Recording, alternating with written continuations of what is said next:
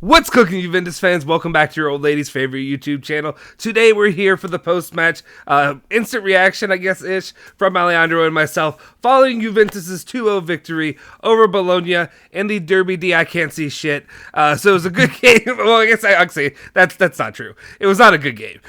But let me just go ahead and introduce it. Alejandro Fancello with me as always. How are you doing, sir? I'm good. Maybe it was for the best that we didn't see everything. Right? Like half the game, I was like, I don't know what bleeping player that was. And there was a part where I had to switch over to my phone for a minute, and I couldn't even tell anybody at that point. It was just... Yeah, it was bad. It was ghosts, back and forth. Every so often, McKinney, I could tell him and stuff like that, but that was about it. Anyway, Juventus gets the victory 2-0, 3 points, much needed 3 points. Again, I know we're not really looking at the table as it stands right now, but I did a second ago, I'll be honest, because I had to check just to see where we were, especially given right before not the international break, just the winter break, I guess. What are your thoughts from the match that you saw today? I'll let you take the floor for now. So as I said in the preview, I have no idea how we will create chances. I was kind of right. We just have won the game. Like that's the only thing that matters at the moment, because like, to be honest, it was bad. Like it was almost unwatchable. Like it wasn't good. I expected more from Bologna. They weren't good. Like the only, I would say, positive thing, I never had the feeling Bologna were to score a goal. Like never in the game. I was stressing. I was just frustrating the way we were playing, because like Delay at the back, he's a man. Like he's my man of the match. I'll say it now, because he was a man. Like he was everywhere. But we won the game. Like at the moment, you somehow want to make top four still. Atalanta lost. I know it's against Roma. They don't drop that. We drop points against the smaller clubs. So that's a problem. But they drop points. Tomorrow is Milan Napoli. One of them will drop points. Like you needed to win. We won, and that's about it. Because like there weren't many positive. And again, in the preview I said like I don't see how we are gonna play well tomorrow. Because like look at the lineup, we should be doing better than Bologna. Because like we still have a better squad than Bologna. But these players are being disappointing for how many? 2 years? Some of them maybe 3. And you saw that today, like same players over and over again. So yeah. It's also frustrating to think about the missed opportunity in Venezia right now. Just because, like, I mean, the Serie A is giving Juventus a little bit of life, an opportunity. There's a lifeline there to finish top 4. I'm not even thinking about first place, obviously, but to finish top 4, there was a lifeline there, and they'd be even better right now. One of the things you mentioned, you were talking about how basically it was such a, I guess the way I looked at it was, I felt like this game was almost like flipped on Juventus, where you said you never really worried that Bologna had a chance to score, kind of thing. If that makes sense. To me, what I saw was Bologna got a lot of chances, especially at the end of the second half, or the end of the first half. Not that I think they were great chances that they were going to score in those chances. Yeah. But what I'm saying is they got some shots, either on goal or in the area of the goal. It reminded me a lot of what I usually see from Juventus, where they're getting a lot of shots and not getting anything off of it, but then the other team will get 1 or 2 shots, and then that goal will go in. Does that make sense at all? Yeah. That's what it kind of reminded me, that Juventus was playing like an anti-Juve game from what I've seen this season, where it's usually Juventus is the one that's getting a lot of looks and not being able to capitalize on it, and then the other team does it. While Juventus kind of did the opposite today, where they still got enough. It wasn't like it was only 1 or 2 shots, but they definitely ended up capitalizing on the 2 that they needed most in that moment. Should have had a third one, if we're being honest, there at the end. Yeah, like we barely did enough. Like we did enough to win that game. That's it. Nothing more, nothing less, I would say. But just especially nothing more. Like we did what we had to do. It wasn't pretty. Like I don't expect this team to turn up somehow with the players they're missing, especially up front. Like you can see it. It's not good. Like Morata played a good game, I think. It was a good goal. Like he worked hard. He was okay. That assist from Bernadette was amazing. But after that, until the last, I would say, final minutes, like he was playing against us. Same for Keane. Like it's frustrating. Like it's like at some point you think they're doing this on purpose. Like they're taking the piss out of us because they just run the ball out of bounds. Like, yep. like they're not. I don't know how to explain. Like it's like their heads are not in the game. It's like they have no clue what is happening around them. Especially Keane today. Like he was doing some weird stuff. But I don't know. Like it seems like he was the only. Like he thought I'm the only one up front here. That's how I felt, and it's frustrating because when Dybala's out and Chiesa's out, that's all we have. And against Cagliari, again, that's all we have. So we need to do it with what we have. Well, it's also another one of those moments to me where, like you said, I wonder what's going through their mind, or what is it like? What do they lack when it comes to them as players? Like you said, before there's so many times where I would look to Keane to hope that he would be the player that has a killer instinct or whatever have you. But at this point, I'm just looking for a player that has the instinct to preserve the possession. Like you said, half the time they just walk it out of bounds or run it out of bounds every single time instead of trying to do something to save the ball and maybe try to have somebody else get an opportunity there. It doesn't make any sense to me when they do that. Yeah, that's especially that's what they needed to do today. And especially now when there's no Chiesa and Dybala around them to make stuff happen, just keep possession. They lose possession just for fun. Like, I think if we string 10 passes together one time, that will be a big thing today because, like, we couldn't keep possession today at all. And that's not all on them because Rabiot and Arthur, oh my God. Like, on midfield, it was just, they were drowning. Like, it was no midfield out there. When Locatelli came in, it was better because we know Locatelli gets in there. Like, he doesn't care. Same for Betancourt. His output on the ball is, it's shocking, but he will get in there. At least he will get in there. What, Rabiot, and Arthur, they were bad today, especially Arthur. I don't care what people say. He was bad. Like, he slows play down so much, and he brings his own teammates into trouble by slowing the play down. Like, he plays his ball, or he plays his pass way too late. Like, he puts his teammates under pressure. Most of the time, the last 7 minutes of the first half, he did better. But again, like 7 minutes compared to, I don't know, how long was he on the pitch? 75? Yeah. He's gone in January. Like, he's not an Allegri player. Well, that's another thing. Betancourt especially. I mean, I'm not saying they're Allegri players, but he has some value, so I think he's gone. Yeah, same with. Never mind. I'm not getting into that. I was going to change the subject to talk about a lot more of the Mercado stuff, but that's not why we're here right now. I think one of the main things that that stuck out to me though too was you brought up about Arthur and his pace of play, and it really does. That's one of the things that bother me because there's other games where he does things well. But the problem is because I just don't know if he can fit or if he does fit into Juve's system because, and I mean, obviously it's not if he's going to be moved, but just because you can't, like, you have to play a much slower pace of play as a whole team to fit him, I feel like. And also, I said it against to Julian before Allegri had Pjanic, and Pjanic did the same thing. Like, he can dictate play. Like, he can slow play down. He can pick up the pace. But he also could, I don't want to say defend, but, like, he could shield his position with pace. Like, he wasn't scared to put in a tackle and stuff like that. He wasn't physical, but he wasn't scared to do that dirty work. Arthur does not do that at all. Right. Like, he cannot do that. And people will say, you shouldn't. And that's fine if you say that. But Allegri is the coach. He doesn't like that, so it's not gonna work. Like, it will never work. Not saying Arthur is an absolute awful player, but it's not gonna work under Allegri. Like, what Allegri wants from him. Yeah. Like, I wanted to say something. I will not say them, but it will drive Arthur crazy if he needs to do that. Like, because he cannot do that, and he will never do that, and that's fine. Because if you cannot do that, you just cannot do that. It's that simple. Like, you cannot mold a player into something completely different. That's almost impossible.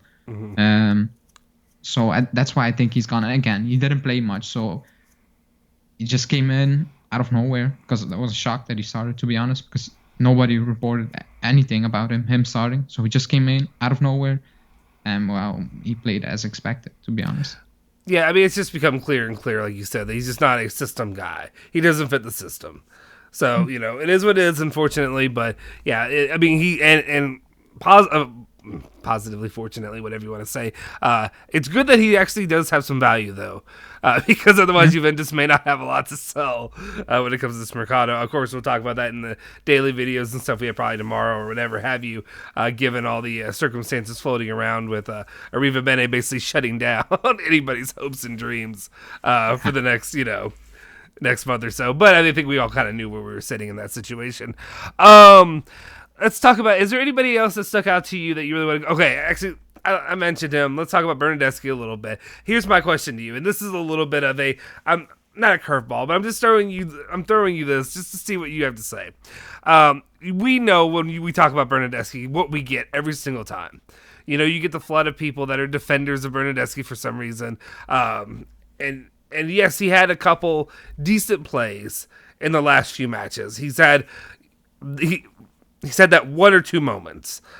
What does Bernadette have to do for you to warrant him getting a renewal?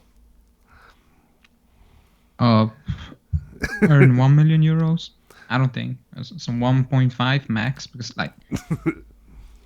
again, as I praised it, that assist was absolutely insane, quality. Mm-hmm. But if you shithouse your way for the remainder of the game, I mean, again, it's not him. I said the same with Morata when he scored a goal and he disappeared for an entire game. I'm like, that's not good enough. If you want to win stuff, that's just not good enough. You can pull on an assist, but let's say you concede one and you disappear for the rest of the game. You're becoming a burden for the team. Again, this is not his worst game, so I'm not gonna shit on him or stuff like that. He shouldn't be a starter at the club. That's obvious. Yeah. And to be on the bench with the reported figures are 3.5 million plus maybe bonuses. That's too much for me. He's not worth that money. Rugani, Alexandro, Ramsey, for me it's a waste of money. If he lowers his wages way down, let's say to 2 max, I will maybe say, I mean, you can keep him for 2 max. I mean, you don't need to spend, but at 3.5 million plus bonuses, that's a lot of money. Locatelli's not even on 3.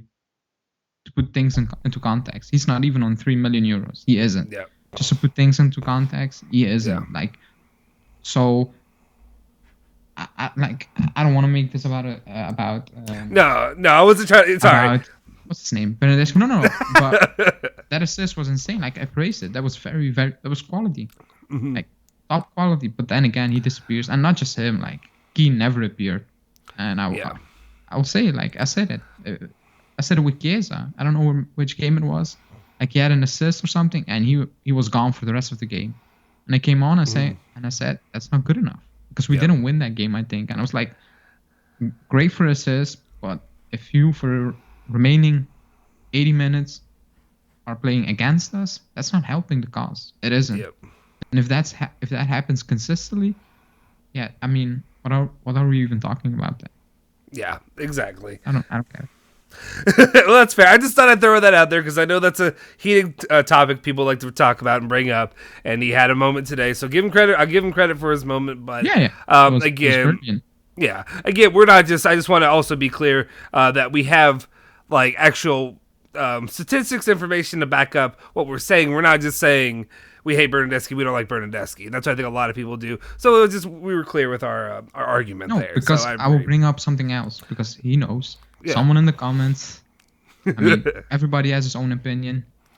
He thinks we are overhyping Delay, and he says we lost against Chelsea and he was playing. I was like, 10 other players were also on that pitch, but fine. Yeah. And then he was saying, but he makes handballs. Mm-hmm. That's 3 seasons ago, man. That's having an agenda. I'm sorry. Yeah. Talking about things happening 3 seasons ago. He's the best defender at the club. Mm-hmm. And for me, it's not even close.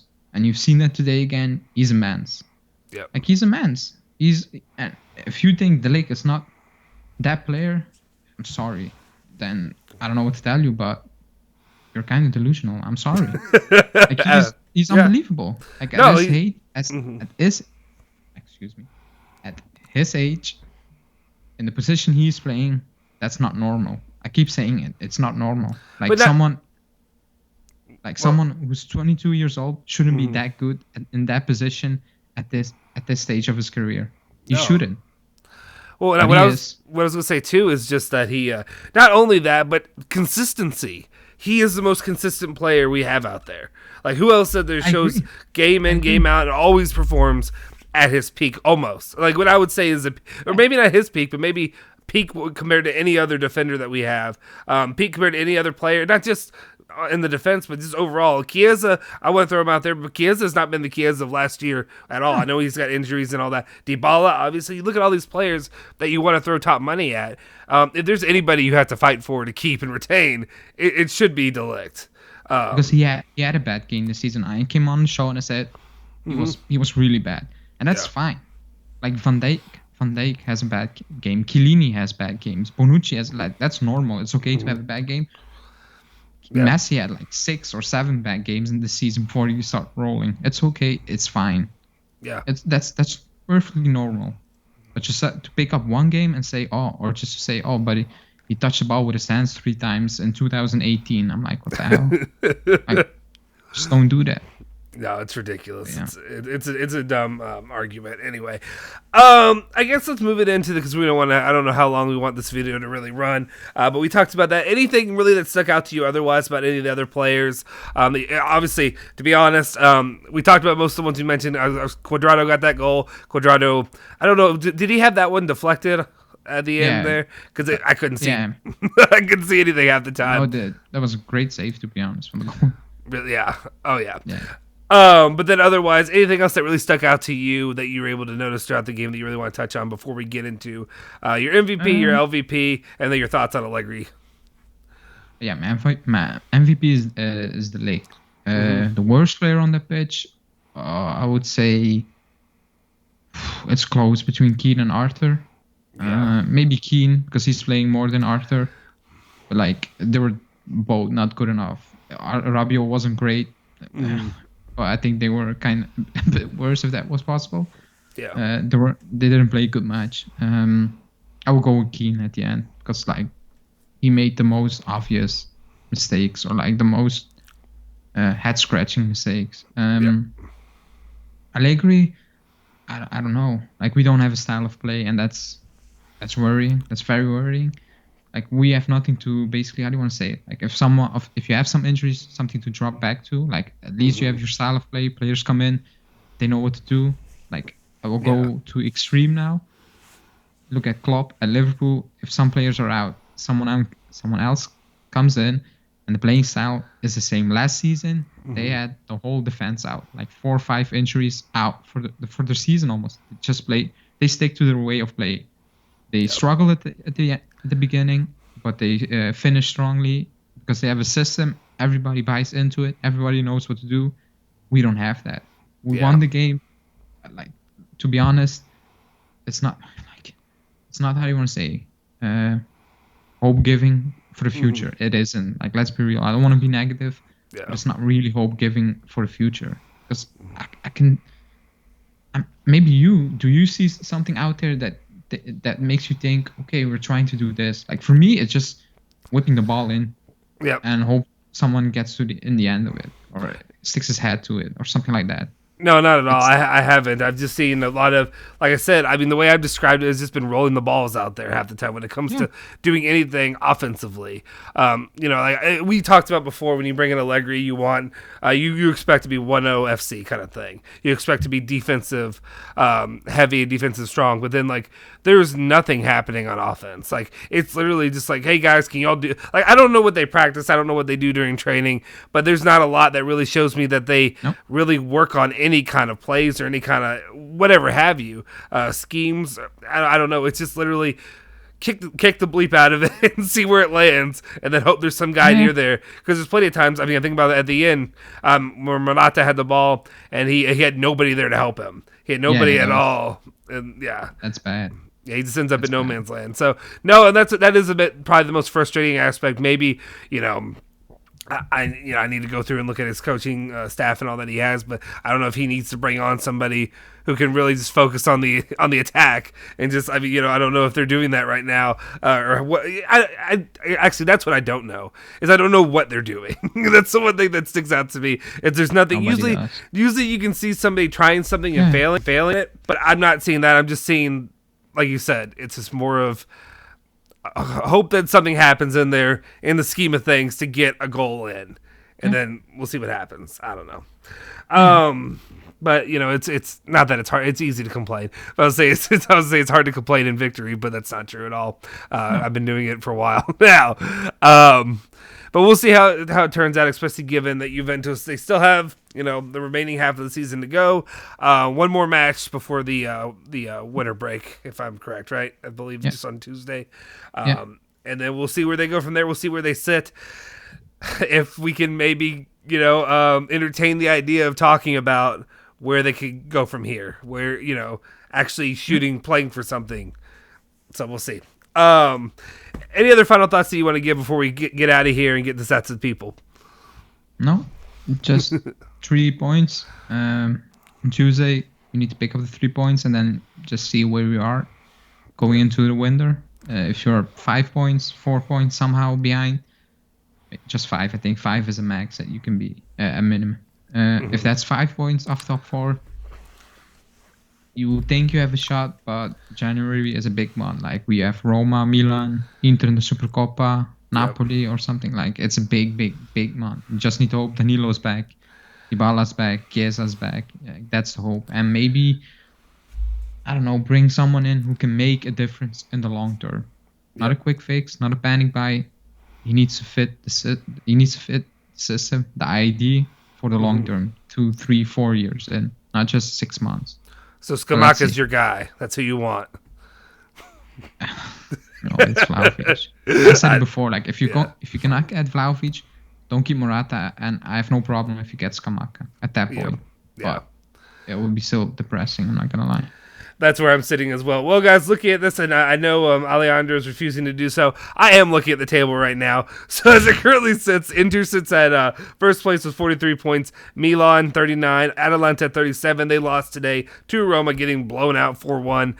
Roma and Juve are tied for fifth place. Roma has the 2 goal differential better than them, but 31 points. And of course, fourth place is Napoli, who now goes from being, just a few weeks ago being, top of the table to being look like the most possible guy to jump there for fourth place moving on.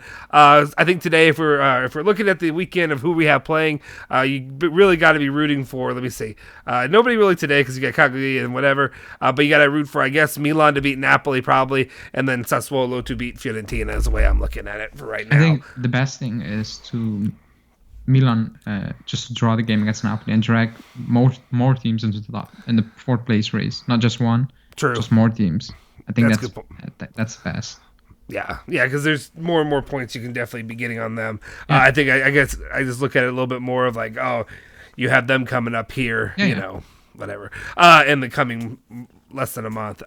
Anyway, guys, that'll do it for us today. We appreciate you guys for tuning in as always. As I said, Juventus defeats Bologna 2-0 in the derby. I can't see shit. And then also make sure you guys are tuning in to all of our stuff. We're giving away a jersey here. I think it's December 20th will be the day that we announce the winner of that. I think we'll have something planned for that. But make sure you're also hitting the like button, subscribing to the channel if you haven't already, and also make sure you hit that bell icon to stay notified for all of our latest videos. Follow us on all of our social media. That's in the description down below and in the graphic you see. We'll see you guys next time. Forza Juve, Forza Bianconeri.